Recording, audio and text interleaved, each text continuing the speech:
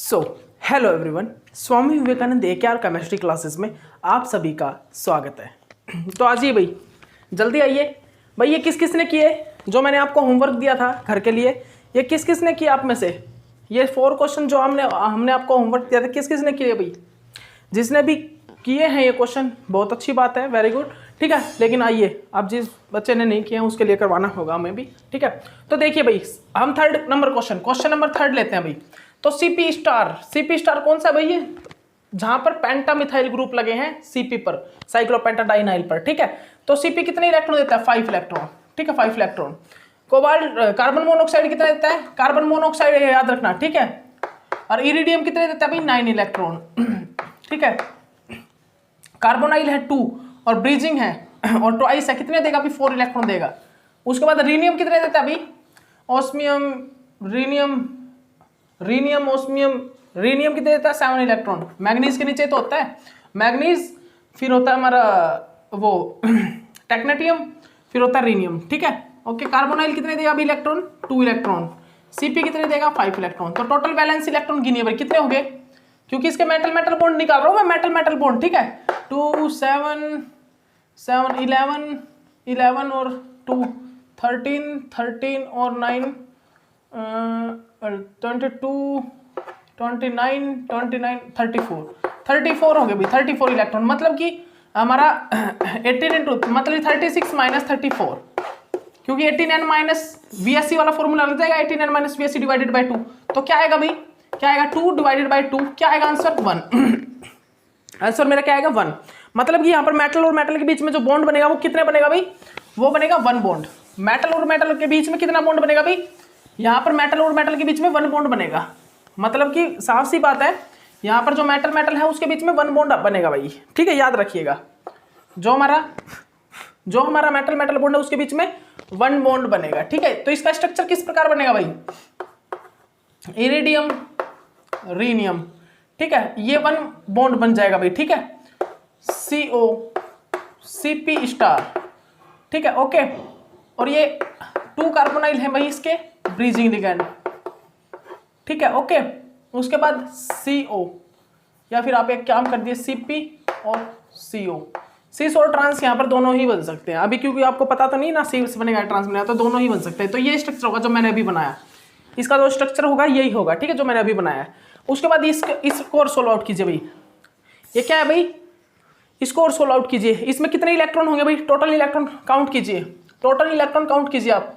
Ni2 20 तो निकल के होंगे, सीधा है, 20 तो निकल के होंगे, 12 इलेक्ट्रॉन कार्बोनाइल के होंगे और 2 इलेक्ट्रॉन कॉम्प्लेक्स चार्ज पर है। तो टोटल कितना होगा? 34 होगा। मतलब कि इसमें भी कितना मेटल बॉन्ड कितना होगा? 1 होगा, 1 मेटल बॉन्ड होगा, पर मेटल बॉन्ड भी 1 होगा, मेटल बॉन्ड भी 1 होगा। अब तो पता ही लग गया ना आपको, 34 होगा ना, तो 1 मेटल बॉन्ड था 1 होगा। अगर नंबर ऑफ इलेक्ट्रॉन 34 आ रहा है वैलेंस सेल इलेक्ट्रॉन, तो भी 1 मेटल बॉन्ड होगा, ठीक है। तो यहाँ पर स्ट्रक्चर क्या बनेगा? निकल, ठीक है। और ये स्ट्रक्चर यहाँ पर बनेगा भाई, ये जो स्ट्रक्चर है ना यहाँ पर, ये स्ट्रक्चर यहाँ पर बनता है, ये जो स्ट्रक्चर है ये स्ट्रक्चर यहाँ पर फाइंड आउट होता है, ठीक है, ओके। उसके बाद नीचे वाला और करिए भाई, ये नीचे वाला जो है ना, ये 5th नंबर पर जो है, इसको भी फाइंड आउट कीजिए। कितने इलेक्ट्रॉन अभी टंगस्टन कितने रखता है? लैंथेनम, हॉफनियम, टैंटालम, टंगस्टन 6 इलेक्ट्रॉन रखता है, ठीक है। उसके बाद नीटा 5 है, हेप्टासिटी 5 है, ठीक है, नीटा नहीं, हेप्टासिटी 5 है, C5H5 की, तो मतलब कि ये 5 इलेक्ट्रॉन दे रहा है। ये भाई ये ब्रीजिंग में है, क्लोरीन जब ब्रीजिंग में होता है तो 3 इलेक्ट्रॉन देता है, याद है ना आपको। कार्बोनाइल भी भाई यहाँ पर कितने दे रहा है? 2 कार्बोनाइल है तो 4 इलेक्ट्रॉन देंगे। और इनको सभी इसको 2 से मल्टीप्लाई कर दीजिए, क्योंकि ये सभी ट्वाइस हैं, यहाँ पर सभी ट्वाइस हैं, तो 2 से मल्टीप्लाई कर दीजिए भाई, इसको कर दीजिए। कितना आ गया?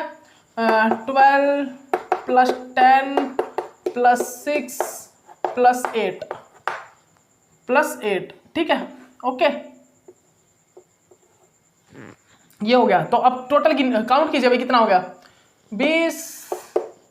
36 हो गया भाई, 36 इलेक्ट्रॉन हो गया। मतलब कि क्या यहाँ पर मेटल के बीच में बॉन्ड होगा? बिल्कुल नहीं होगा भाई, अब तो बिल्कुल नहीं होगा। आपको पता है 36 इलेक्ट्रॉन होंगे तो क्या मेटल के बीच में बॉन्ड होगा?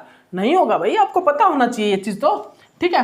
क्योंकि 22 और 6 68 मतलब 22 और 6 28 और 8 36 38 जब वैलेंस सेल इलेक्ट्रॉन आ गया मतलब कि वहां पर कोई भी बॉन्ड नहीं होगा। तो यहाँ पर किस प्रकार बनेगा भाई स्ट्रक्चर, देखिएगा टंगस्टन ये Cl ब्रीजिंग लिगेंड, ठीक है ओके। और क्या होगा भाई, और क्या होगा यहाँ पर Cp CO और ये Cl, ठीक है ओके, ये Cl हो गया, ठीक है ओके। तो ये आ गया भाई हमारा, ये हमारा इसका स्ट्रक्चर बन जाएगा ओके। देख लीजिए इस स्ट्रक्चर को, ठीक है। इसके बाद इस स्ट्रक्चर को भी फाइंड आउट कीजिए भाई। रोडियम कितने इलेक्ट्रॉन देता है 9, तो ये 2 से मल्टीप्लाई कर दीजिए, 18 इलेक्ट्रॉन हो गया 9 को 2 से, ठीक है। जो हमारा अल्किन होता है 2 इलेक्ट्रॉन देता है, 2 इलेक्ट्रॉन, और यहाँ पर 2 अल्किन है तो भाई 2 से मल्टीप्लाई करूंगा 2 अल्किन को, कितना इलेक्ट्रॉन देगा 8 इलेक्ट्रॉन देगा। एक अल्किन देता है 2 इलेक्ट्रॉन, ठीक है, तो 2 कितने देगा 4, और 4 को 2 से मल्टीप्लाई करूंगा तो 8 होएगा, ठीक है। ब्रीजिंग में है क्लोरीन, मतलब एक क्लोरीन कितना देता है 3, तो 2 कितने देंगे 6 इलेक्ट्रॉन। तो टोटल काउंट कर लीजिए भाई कितना हो गया, टोटल काउंट कीजिए भाई कितना हो गया, टोटल कितना हो गया भाई, टोटल हो गया हमारा 18 26 32, टोटल आ गया हमारा 32 इलेक्ट्रॉन। तो यहाँ पर भाई क्या है, मैंने आपको बताया था कि आप इस क्वेश्चन में मार खाओगे, इस क्वेश्चन में आप मार खाओगे, और मेरे को पक्का विश्वास है कि इस क्वेश्चन को भाई जिसने ऑर्गेनोमेटालिक केमिस्ट्री कर रखी होगी ना वो तो सोल्व आउट कर गए होंगे, वो तो सोल्व आउट कर देंगे, लेकिन इस क्वेश्चन को वो सोल्व आउट नहीं कर पाएंगे जो जिन्होंने ऑर्गेनोमेटालिक नहीं की, जिन्होंने exception case of 18 electron rule नहीं पढ़ा, वो नहीं सोल्व आउट कर पाएंगे। देखिए यहाँ पर ये कितना है 32 इलेक्ट्रॉन वैलेंस सेल, ठीक है। तो 36 माइनस 32 डिवाइडेड बाय करूंगा तो कितना आएगा भाई आंसर 4 डिवाइडेड बाय 2 बॉन्ड आ जाएंगे। मेटल बॉन्ड कितने आ जाएंगे भाई, मेटल बॉन्ड आ जाएंगे 2, मतलब कि मेटल बॉन्ड है 2।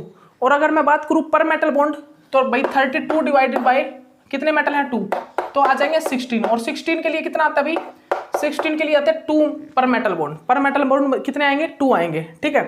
तो अब मुझे ये देखना है कि क्या यहाँ पर 2 बनेंगे, क्या यहाँ पर मेटल के बीच में 2 इलेक्ट्रॉन मतलब 2 बॉन्ड बनेंगे। मुझे ये देखना है कि क्या यहाँ पर मेटल और मेटल के बीच में 2 बॉन्ड बनेंगे क्या। तो सुनिएगा, ये जो हमारा कॉम्प्लेक्स है ना, ये कॉम्प्लेक्स है, ये 16 इलेक्ट्रॉन रूल को ओबे करने लग जाएगा।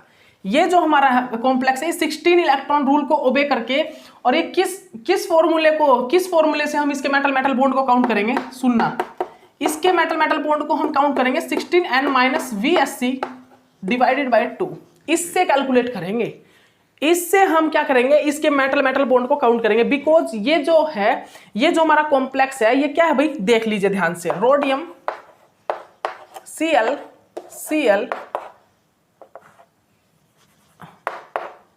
ये इस टाइप का कॉम्प्लेक्स है भाई, ये कैसा है, इस टाइप का ये कॉम्प्लेक्स है, ये जो कॉम्प्लेक्स है ये इस टाइप का, ये स्क्वायर प्लेनर कॉम्प्लेक्स है।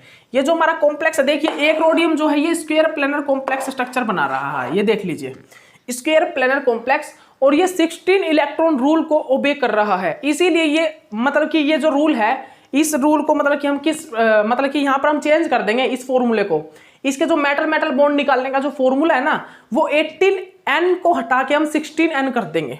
हम 18n को हटाकर क्या कर देंगे, हम यहाँ पर 16n कर देंगे, 16n। तो ये इसीलिए ये जो कॉम्प्लेक्स है ना, ये 16n रूल को ओबे करेगा, ना कि 18n को। और 16n रूल को ओबे करके यहाँ पर क्या आएगा भाई, देखिएगा 16 इंटू 2 माइनस 32 डिवाइडेड बाई 2, तो क्या आएगा, जहां पर 0 आएगा, मतलब कि यहाँ पर मेटल के बीच में जो बॉन्ड आएगा ना वो 0 आएगा। याद रखिए कितना आएगा भाई, 0 आएगा।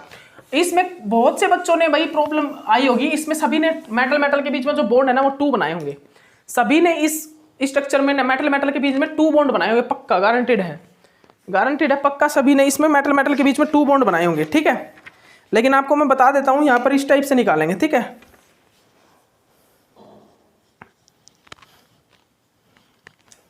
ठीक है ना भाई, इस कॉम्प्लेक्स को, इस कंपाउंड को हम 16n वाले रूल से निकालेंगे, ठीक है।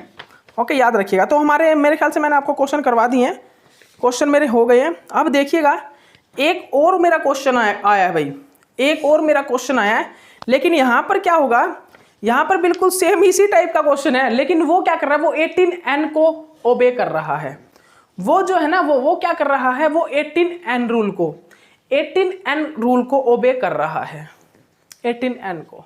बिल्कुल सेम इसी टाइप का कॉम्प्लेक्स आके खड़ा हो गया हमारे सामने, मतलब कि सामने आ गया और वो 18n को ओबे कर रहा है, उसको हम 18n से निकाल रहे हैं। लेकिन आप बताइएगा क्या वहां पर 18n रूल फॉलो होगा या 16n होगा, बताना आप। यहां पर इस कॉम्प्लेक्स में तो 16n होगा, इस कॉम्प्लेक्स का तो मैं बता देता हूं कि यहां पर 18 रूल फॉलो नहीं होगा, यहां पर 16n रूल ओबे होगा। और 16n रूल ओबे होके यहां पर जो मेटल मेटल के बीच में बॉन्ड है वो होगा 0। यहां पर जो मेटल मेटल के बीच में जो बॉन्ड बनेगा वो कितना बनेगा, अभी 0 बनेगा, याद रखिएगा। लेकिन एक और मेरा एग्जाम्पल आया, एक और मेरा एग्जाम्पल है, उस एग्जाम्पल को देखिएगा।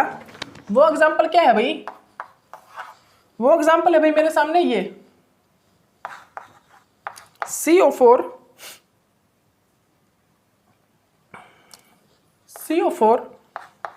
RH2 μ2 Cl2s, ये एग्जाम्पल मेरे सामने आ गया। अब इस एग्जाम्पल में कैलकुलेट कीजिएगा, 8 electron plus 18 electron plus 6 electron, count कीजिए कितना हुआ ना 32 इलेक्ट्रॉन। तो according to square planar complex और 16 इलेक्ट्रॉन रूल, तो ये भी कॉम्प्लेक्स क्या है, ये इस कॉम्प्लेक्स का स्ट्रक्चर भी इसी प्रकार बनना चाहिए भाई।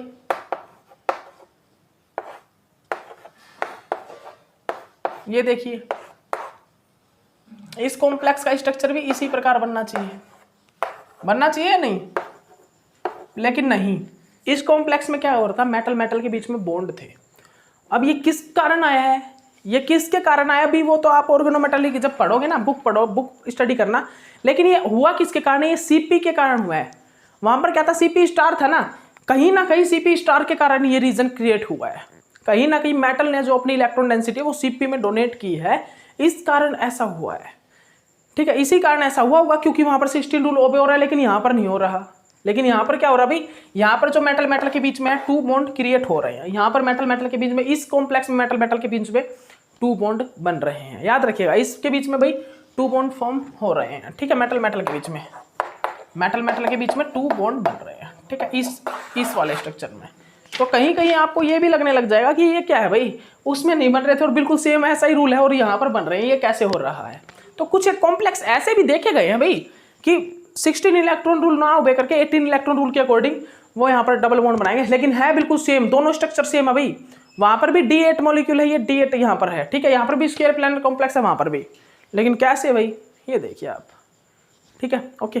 तो चलिए इस लेक्चर में आपको ये इतने मैंने एग्जाम्पल करवा दिए हैं। इस लेक्चर में आपको मैंने ये एग्जाम्पल करवाए ना, इन एग्जाम्पल्स को आप कीजिए, जल्दी कीजिएगा। जो नेक्स्ट लेक्चर में मैं आपके लिए कुछ लेके आ रहा हूँ नया।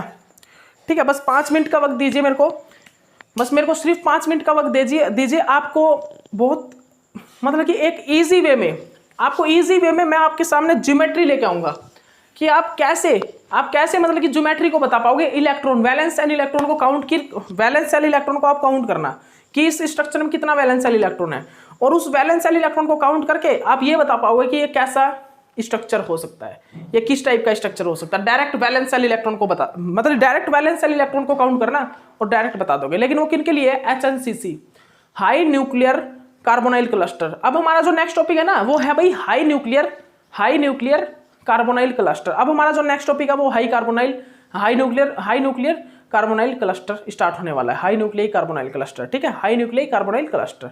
तो आप रेडी हो जाइए भाई हाई न्यूक्लियर कार्बोनाइल क्लस्टर के लिए। मैं नेक्स्ट जो लेक्चर है उसमें आपके लिए बहुत सी शॉर्ट ट्रिक लेके आ रहा हूँ, बहुत ही इजी शॉर्ट ट्रिक हैं। आप देख के भी मतलब आपको मज़ा आ जाएगा कि सर इतनी इजी शॉर्ट ट्रिक। ठीक है, मज़ा आने वाला है। ठीक है, तो चलिए वेट कीजिए थोड़ी देर, हम अभी लेके आते हैं।